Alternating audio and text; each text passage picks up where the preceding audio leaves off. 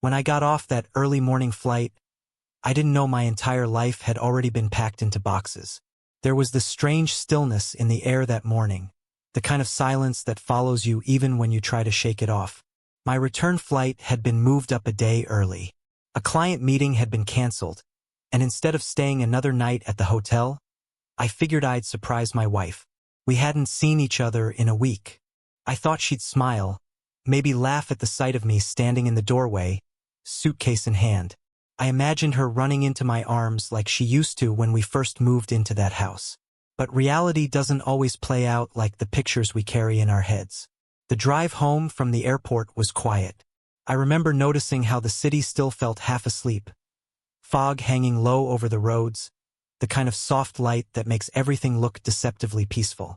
I had a half-finished coffee sitting in the cup holder, and the radio was murmuring something about rain later in the day. I wasn't really listening. My mind was already home, picturing her in the kitchen, maybe barefoot, hair messy, making her morning tea. When I pulled into the driveway, the first thing that struck me was the trash bins. They were empty. Sounds small, but that detail stuck with me. She always forgot to take them out. Always. But that morning they were perfectly lined up, lids shut, no stray bags. Inside, the air felt colder. I remember unlocking the door, waiting to hear the soft echo of her voice calling from upstairs. Nothing. Just the hum of the refrigerator. I set my suitcase down and called her name anyway. Not loudly, just in that casual tone you use when you expect someone to answer from the next room. No answer. I walked through the living room, noticed the couch cushions slightly off, a mug on the coffee table, but something felt stripped. There's a certain energy that lingers in a home when someone lives there. You can feel it, in the smell, in the way objects are left mid-motion, like life paused but will resume any minute. But that morning it didn't feel paused, felt finished. I started walking upstairs, still telling myself I was imagining things. The closer I got to the bedroom, the louder that quiet became. The closet doors were open, her side empty. All the hangers that once carried her dresses, her sweaters, that one denim jacket she wore on our first road trip, gone. Even the small things, the perfume bottles, the jewelry tray, the stack of folded scarves, missing. I stood there for a long time, not breathing, not thinking, just staring. I went into the bathroom. Her toothbrush wasn't there. Neither was her hairbrush, her lotion, her robe hanging behind the door. Everything she ever touched, every trace of her morning routine, wiped clean. The silence pressed in like a weight. I remember leaning on the counter, staring at my own reflection. The early flight still written all over my face, exhaustion mixing with disbelief. I didn't cry. I didn't even get angry. I just stood there trying to make sense of what I was looking at. You never expect to come home to emptiness. Not when you left with everything seemingly fine. That morning before I left for the trip, she kissed me goodbye at the door. It wasn't passionate, but it wasn't cold either. It was normal, whatever normal had become for us. She told me to be safe, that she'd miss me, that she'd try to cook dinner when I got back. I remember laughing, telling her she didn't need to, we could just order in. Now, standing there, I replayed that moment in my head like a tape stuck on loop. What had I missed? I walked through every room of the house like a man searching for clues. Something, anything, that would tell me what happened. Her shoes by the front door gone. Her books on the shelf. Missing gaps where her favorites used to sit. Even the blanket she kept on her side of the couch was gone. It was methodical, clean, planned. That realization hit harder than the emptiness itself. She didn't just leave. She prepared for it. When I opened the drawer in the hallway, the one where we kept spare keys and old bills, I found an envelope. My name on it. Her handwriting. I didn't open it. Not yet. Instead, I sat down at the kitchen table, the same table where we'd shared breakfast every morning, where we'd argued about stupid things like laundry or money or who was supposed to buy groceries that week. The sunlight was slipping across the floor, slow and quiet, like it didn't want to disturb the moment. That's when the stillness turned into something heavier, a realization that the life I thought I had no longer existed. The first thought wasn't even about betrayal. It was confusion, because we weren't perfect, but we weren't broken either. At least I didn't think we were. We had arguments, sure. Distance sometimes. But she laughed at my dumb jokes. She kissed me goodnight. We talked about plans for next summer. People don't vanish from that kind of life overnight. The letter sat in front of me, staring back, quiet and heavy. I traced her name with my thumb, felt the slight indent from her pen. My hands trembled when I finally tore it open. It wasn't long, just a few paragraphs. She said she was sorry, said she couldn't do it anymore, that she needed to find herself, the kind of sentence people use when they don't want to explain the truth. She wrote that she hoped I'd understand one day that it wasn't about me. But that's the thing, it's always about you, isn't it? When someone leaves, it's always both of you left in the ruins, no matter how they phrase it. No mention of where she went. No number to call. Just a quiet goodbye written in ink that had already dried long before I read it. I remember sitting there, staring at that note, and feeling like time had stopped. Outside, the neighborhood was waking up. Cars pulling out, dogs barking, kids running for the bus. The world went on as if nothing had changed. But inside that kitchen, everything had. Hours passed before I realized I hadn't moved. The coffee in my mug had gone cold. The fridge hummed softly in the background. And in that silence, I started remembering things, little details that suddenly made sense. The nights she stayed out later than usual, saying she went for a walk to clear her head. The way she started sleeping on the edge of the bed, her back turned. The moments I caught her staring out the window like she was somewhere else entirely. I'd brushed them off, told myself it was just stress, or maybe that we were both too caught up in routine. But now, those moments felt like quiet goodbyes I'd been too blind to hear. I walked outside at some point, just to breathe. The air had shifted cool, faintly scented with rain. I stood on the porch, looking at the street we'd once picked out together, thinking how even the pavement looked unfamiliar now. The house behind me wasn't a home anymore. It was just walls. Neighbors passed by, waving like nothing had changed. I waved back. Felt easier to pretend for a while. That night I didn't sleep. I sat in the dark living room, the glow from the streetlights spilling through the curtains. Her absence echoed through every corner. The empty spot on the couch, the quiet space beside me. There's something cruel about silence after someone leaves. It doesn't just fill the space. It speaks. Tells you everything you didn't see, everything you ignored. I tried to piece together what I could. Text messages, her calendar, her email. Anything that would give me a reason. But there was nothing. She had deleted everything. No traces, no hints. Just absence. And as the night stretched into morning, I realized that maybe I wasn't supposed to find answers. Maybe she'd made sure of that. But deep down, I couldn't let it go. People don't disappear without leaving something behind. Not completely. There had to be something she forgot. Some sign I hadn't found yet. I went back upstairs one more time, searching through drawers, the corners of closets, anywhere her presence might still linger. In the very back of the dresser, under a pile of old receipts and birthday cards, I found it, a small Polaroid. It was from a trip we'd taken years ago, long before things started to fade. We were standing by the ocean, her head on my shoulder, both of us laughing. On the back, she had written, "Don't ever forget how this felt." I didn't know whether to smile or break down. The next morning, I made coffee for one. Sat in the same chair, same kitchen, same light. Only this time, I didn't wait for her footsteps. Something inside me knew this was just the beginning. That this wasn't simply a goodbye. It was a disappearance, and behind it, there was something I didn't yet understand. The kind of silence that doesn't just mean someone's gone, but that something bigger was hidden underneath. And I was going to find out what it was. The first week after she left felt like standing in a room where gravity had quietly disappeared. Everything looked the same, but nothing held weight anymore. Her absence had a texture. I could feel it in the air, in the cold indentation on her side of the bed, in the way the sunlight moved differently across the floorboards without her presence softening the morning. I kept going through the motions, waking up early, shaving, making coffee, as if pretending would somehow make the silence go away. But pretending doesn't heal anything. It just delays the realization that the life you were living has already ended. The letter stayed on the counter for days. Sometimes I'd pick it up, unfold it, stare at the handwriting that used to fill birthday cards and grocery lists. Every curve of her letters felt familiar, but every word felt foreign.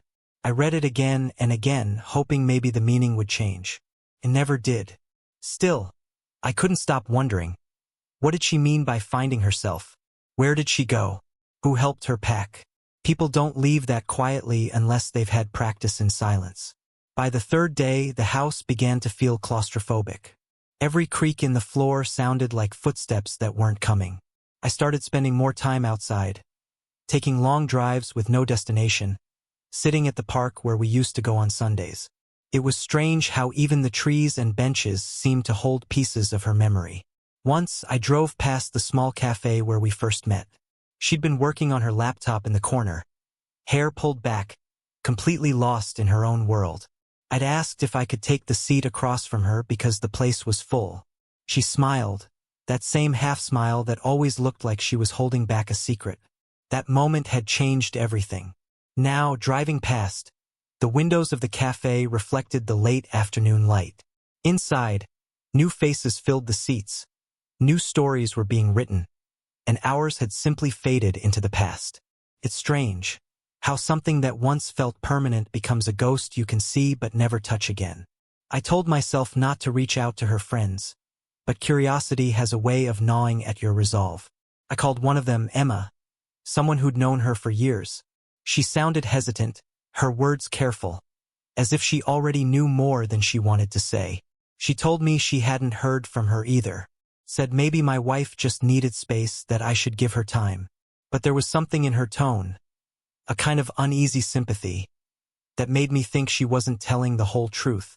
That night, I looked through old photos on my phone, scrolling through the years like I was searching for the exact frame where everything had started to fall apart. If I'm honest, I think it began long before I noticed. There were small cracks, little pauses in conversations that used to flow effortlessly. Nights where she'd sit on the couch, scrolling through her phone, her expression distant, like she was somewhere far away. I used to ask if she was okay, and she'd smile without looking up, tell me she was fine. I believed her. I wanted to believe her. Then there were the changes. She started working out more, dressing differently. Not in a bad way, she just seemed to be reinventing herself piece by piece. At first, I admired it, thought she was trying to feel good again after a rough year. But now, in hindsight, it felt more like preparation, like she was building a version of herself that no longer needed me. I remember one night vividly. It was late, maybe past midnight. I had come home from work exhausted, loosened my tie, and found her sitting on the floor of the living room surrounded by old photo albums. She looked up at me, eyes red like she'd been crying, and said she missed who we used to be. I didn't know what to say. I thought maybe it was just one of those sentimental moments, nostalgia sneaking up on her. I told her that people change, that it's part of growing together. She nodded, but her eyes said something else, something I didn't want to read. After that, she became quieter. Less laughter, fewer shared moments. We started living parallel lives under the same roof, her in her thoughts, me buried in work. Sometimes, love doesn't end with shouting or doors slamming. Sometimes it ends quietly, with two people choosing comfort over connection until there's nothing left to hold on to. I think that's what happened to us. Still, I couldn't shake the feeling that there was more to it. Something about the way she vanished didn't align with simple heartbreak. It felt deliberate, like she had rehearsed her escape. A few nights later, I was sitting on the porch when it hit me. Her laptop. She'd left it once before when we went on vacation, and I'd remembered seeing it on the shelf near her desk before she left. Maybe she'd forgotten it this time too. I went inside, heart pounding, a mix of guilt and desperation rising as I searched. The desk drawer was empty, but when I opened the bottom cabinet, there it was, her old laptop, tucked behind a pile of papers. I hesitated. Felt wrong to invade her privacy. But she had taken everything. Her clothes, her photos, her jewelry. Everything except this. Maybe a part of me reasoned she wanted me to find it. I powered it on. The screen flickered, asking for a password. I tried her birthday, our anniversary, The name of our dog. Nothing. Then I tried something simple, her mother's maiden name. It worked. The desktop was mostly clean, except for one folder labeled June. When I opened it, I found dozens of photos. Not of us, but of her. Alone. Sitting by the lake. At a cafe. In a car I didn't recognize. Some looked like selfies. Others seemed taken by someone else. A few were blurry, distant, like she didn't know they were being captured. I stared at them for a long time, heart thudding. In the background of one photo, taken at sunset, I noticed something. A reflection in the window beside her. The outline of a man. That image stayed burned into my mind. I closed the laptop, sat back, and tried to breathe. It could have been anyone. A stranger, a friend, even a coincidence. But deep down, I knew better. That was when the anger began to surface. Not explosive, just quiet and sharp, like a splinter beneath the skin. I thought back to all those nights she'd told me she was working late. The phone calls that ended quickly when I entered the room. The weekends she said she needed space to think. It all started aligning in a way that made me sick to my stomach. Still, a part of me resisted the conclusion my mind was drawing. I told myself not to assume, not to turn grief into suspicion. But once you see something that doesn't fit, you can't unsee it. Days passed. I stopped eating properly. I'd find myself standing in the kitchen at odd hours, staring at the clock, realizing hours had gone by without me noticing. The house had become both a prison and a museum. Every object a reminder of what once was. One evening, I received a message from an unknown number. Just a single line, "She's gone. Don't look for her." No name, no explanation. I stared at the screen, frozen. The words felt like a punch to the gut. Not because they confirmed anything, but because they came from someone else. Someone new. That night, I sat in my car outside the house for hours. Engine off, lights dimmed, listening to the rain tapping softly on the windshield. My reflection stared back at me in the glass. Hollow-eyed, lost, trying to understand how love could unravel so cleanly, so deliberately. I didn't know if she was safe, if she was happy, or if she had simply erased me from her life completely. But the message made one thing clear. This wasn't just a quiet breakup. There was something deeper beneath the surface. Something I wasn't supposed to uncover. And yet, every part of me knew I couldn't stop now. Because when someone you love disappears without a trace, the silence doesn't just hurt. It demands answers. And I wasn't leaving it at that. The night after that message, I couldn't sleep. Every time I closed my eyes, the words flashed behind them like headlights on an empty road. She's gone. Don't look for her. Whoever sent it knew something. The simplicity of the message scared me more than anything else. It wasn't emotional. It wasn't defensive. It was a warning. And warnings only come from people who have something to protect. By morning, my nerves had hardened into focus. I wasn't going to sit around in that hollow house anymore. I needed to understand what really happened. Not the version she left on a folded note. Not the polite lies her friends fed me, but the truth. I opened her laptop again, this time searching deeper. The photos had been unsettling, yes, but there had to be more. Something hidden behind the surface. In one of the folders, I noticed a small, encrypted file. Its icon was faint, barely visible unless you hovered the cursor over it. It was named EM. It was password protected. I tried everything I could think of. Dates, names, phrases she used often, but nothing worked. Then, by instinct, I typed my own initials. The file opened. Inside, there were emails. Hundreds of them. At first, they looked like drafts, unsent, unaddressed. But as I read, I realized they were letters she had written to someone. A person she never named directly, but whose presence filled every line. She wrote about confusion, about feeling trapped, about wanting to leave but being afraid. She talked about him. The first few entries were vague. A shadow, a presence, someone she'd met while figuring herself out. But as the months passed, her tone changed. She started writing about moments, coffee shops, drives outside the city, long talks by the lake. Every detail was carefully worded, almost poetic. But there was one entry, dated 3 weeks before she left. That stopped me cold. She wrote that she had made a decision, that she was finally going to choose herself, that she couldn't stay in a life that felt like watching someone else's movie. She said he promised to help her start over. I remember reading that line over and over. He promised to help her start over. The more I read, the more I understood that this wasn't some random person she'd met by chance. This was someone she trusted deeply, maybe even loved. But what unnerved me most was how calculated it all sounded. Every sentence hinted at planning, not impulse. She hadn't just left me. She had prepared to disappear.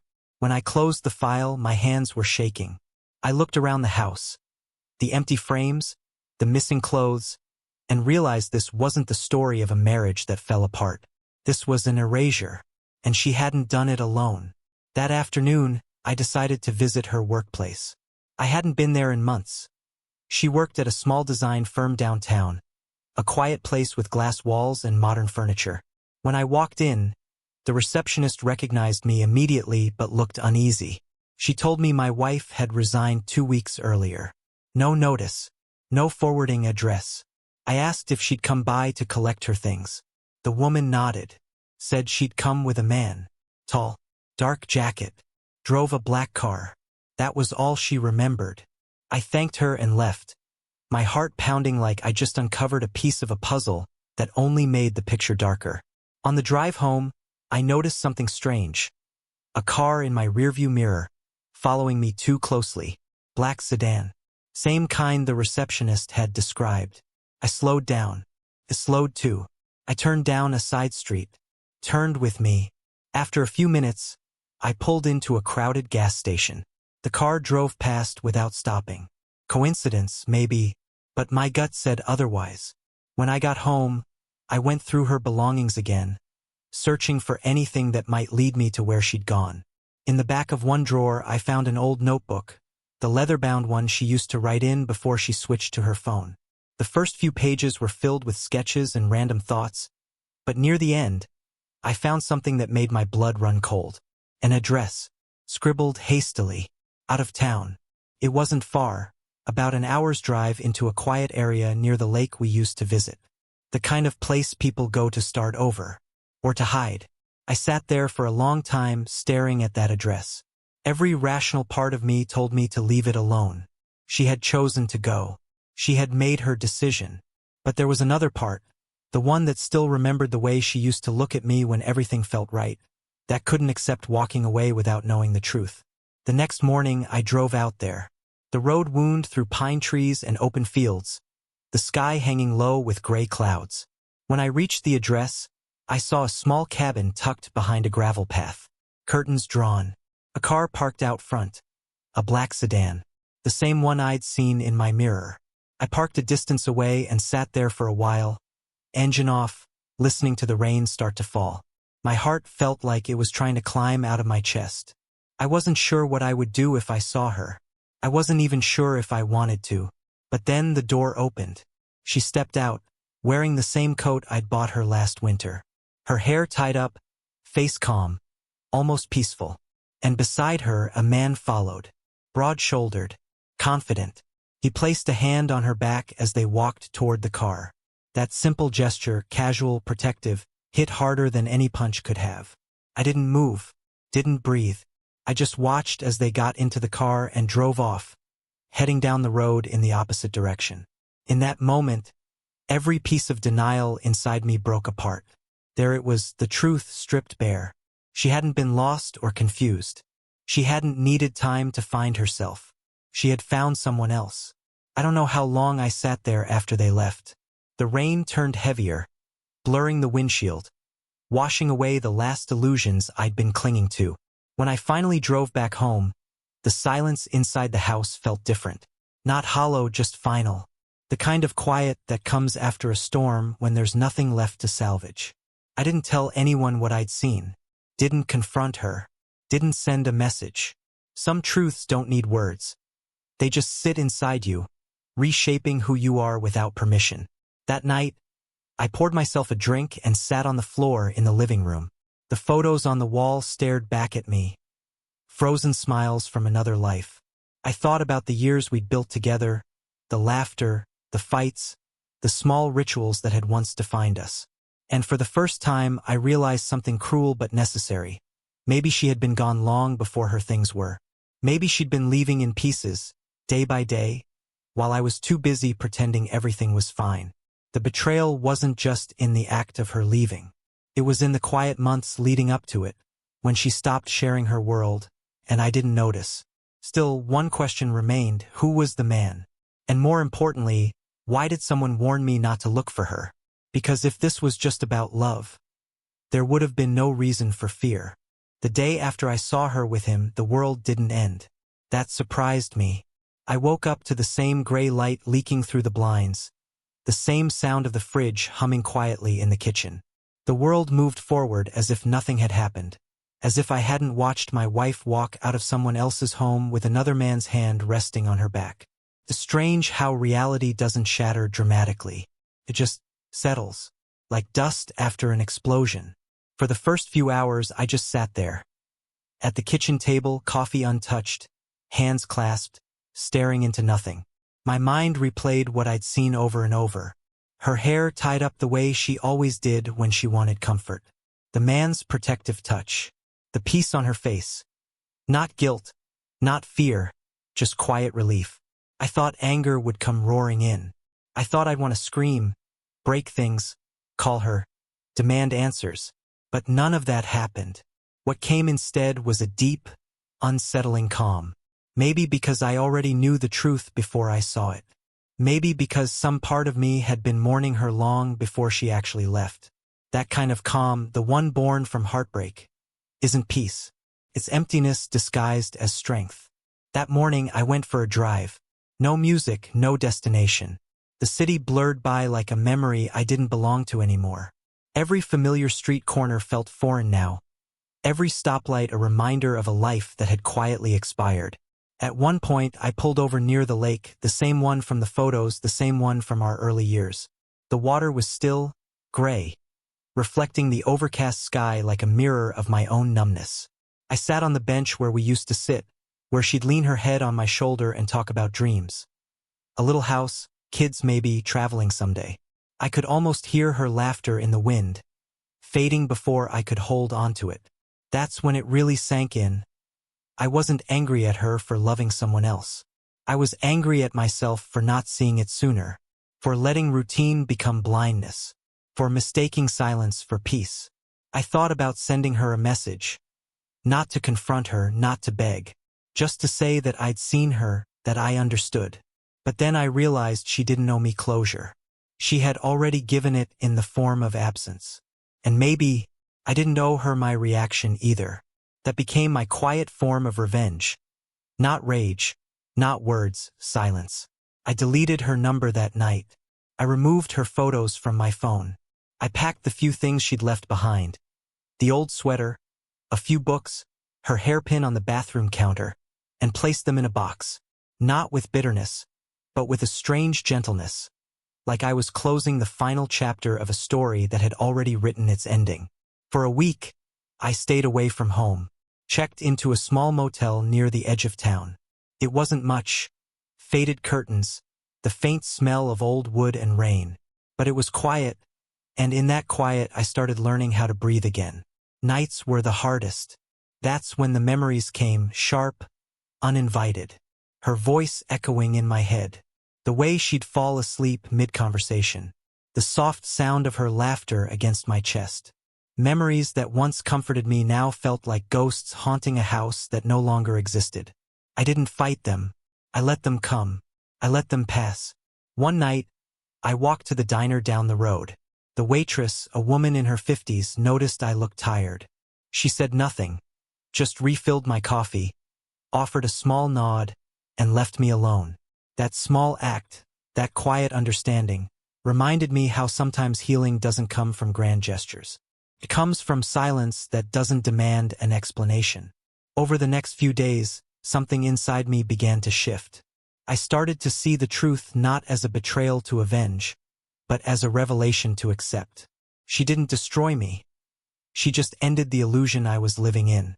And maybe that was the kindest thing she ever did. even if it came wrapped in heartbreak. But there was still one thing I couldn't shake: the message. She's gone. Don't look for her. It lingered in the back of my mind like an echo, because now that I'd seen the truth with my own eyes, it didn't make sense. Why would someone warn me? What was I not supposed to find? I started thinking about the man again, the way he looked at her. Protective, yes, but there was something else too. Possessive, like someone guarding something fragile. I began to wonder if she was truly happy, or if she'd simply traded one kind of cage for another. It wasn't my place to interfere anymore. But the thought haunted me, that maybe she didn't leave to find herself. Maybe she left because she couldn't escape him. I pushed the thought away, told myself it wasn't my story anymore. Until one evening a letter arrived. No return address, no name, just my name on the front, written in her handwriting. My hands trembled as I opened it. Inside, only a few lines. I'm safe. Please stop looking for me. This isn't what you think. Take care of yourself. That was it. No explanations. No apologies. Just those words, and the faintest smudge of what looked like a tear stain near the bottom. I read it a dozen times, each time feeling something different. Confusion, relief, anger, fear, but mostly a strange kind of acceptance. She was alive. She was safe. And maybe that was all that mattered. I burned the letter that night, watched the paper curl into ash in the kitchen sink, the flame flickering like a heartbeat before dying out. It felt symbolic, like letting go of a ghost. After that, I didn't search anymore. I went back to work, started running again, cooking for myself, living quietly. People at the office noticed the change, the calmness that replaced the old energy I used to carry. Some thought I'd found peace. They were wrong. It wasn't peace. It was clarity. The kind that comes when you've finally seen the truth about love, that it doesn't always die loudly. Sometimes it slips away while you're still holding it, and by the time you realize it's already gone. Weeks passed, then months. The pain didn't vanish, but it softened, like a scar you stopped noticing. I stopped checking my phone, stopped replaying her voice in my head. The silence that once felt unbearable became familiar. Then one morning, I woke up, made coffee, and realized I hadn't thought of her in days. That's when I knew the story wasn't about her leaving anymore. It was about me learning to stay. Time doesn't heal everything. It just teaches you how to live with what's missing. A year passed. Seasons shifted, slow and quiet, and the house that once felt haunted by her absence began to breathe again. The rooms no longer echoed with loss. They carried stillness, a different kind of silence, one that didn't hurt anymore. I had repainted the walls, rearranged the furniture, replaced the couch we bought together. At first, it felt wrong, like I was erasing history. But one evening, while standing in the middle of the living room surrounded by half-open boxes, I realized something simple. She had already erased us. I was just catching up. Every trace of her had once been a wound. Now it was just space. Life became slower, simpler. I stopped chasing answers that didn't want to be found. Stopped asking questions that didn't deserve them. I'd go to work, come home, cook dinner for one, sometimes sit on the porch and listen to the sound of rain against the roof, the same sound that once reminded me of her laughter. Now it reminded me of peace. I won't pretend I didn't think of her. Some nights, I'd still see her in my dreams. Standing by the window, the same half-smile on her lips, the same unreadable eyes. In those dreams, she never spoke. She'd just look at me, as if to say thank you for letting me go. And I'd wake up feeling lighter. I never heard from her again. No calls, no letters, just silence, a clean cut. Whatever life she built after leaving me, I never found out. And maybe that's how it should be. For a while, I tried to understand why she did it. Why she didn't just tell me the truth. That she'd fallen out of love. That she'd found someone else. That she needed to escape. But love, I've learned, doesn't always end cleanly. Sometimes people leave not because they stopped loving you, but because they can't love themselves while staying. And sometimes, they just can't bear to watch you love them when they already feel gone. There's a certain dignity in silence, I think. The kind she chose. The kind I eventually learned to accept. I started running again that spring. The same trail by the lake where I'd once seen her with him. The first few times, I avoided looking at that cabin. It sat there, half hidden by trees, unchanged. But one morning, curiosity won. I slowed down, glanced toward it, and saw it was empty. The windows boarded. The car gone. Whatever chapter she'd lived there had ended too. It didn't bring satisfaction, just closure. Quiet, unspoken closure. I realized then that my story didn't end the day she left. It began there, because when someone you love leaves, you're forced to face parts of yourself you've ignored. The need to control, the fear of loss, the belief that love means ownership. I had spent years trying to hold on, to fix things, to keep her close, without realizing that real love doesn't ask to be held that tightly. It asks to be understood, and when understanding ends, so does love. I wasn't innocent in what happened. I'd let comfort replace curiosity. I'd stopped asking her how she really felt. I'd mistaken routine for security. She didn't leave because of one thing. She left because of all the small things that went unsaid, the kind of cracks that grow quietly until the whole foundation gives way. And when it did, she simply walked through the opening I'd never noticed forming. That truth doesn't sting anymore. It humbles me. Months later, I met someone new. Not in a cinematic way, not in some dramatic coincidence or movie-like encounter. Just naturally. She was a friend of a coworker, someone I met at a small get-together. We talked for hours. Not about love or heartbreak, but about ordinary things. Books, music, the way people change. She laughed easily, the kind of laughter that doesn't demand to be understood. I found myself drawn not to her beauty, but to her calm. This time I didn't rush. I didn't build expectations. I didn't project my past onto her future. I just let things breathe. And in that slow, steady rhythm, I found something I hadn't felt in a long time. Not excitement, not infatuation, but ease.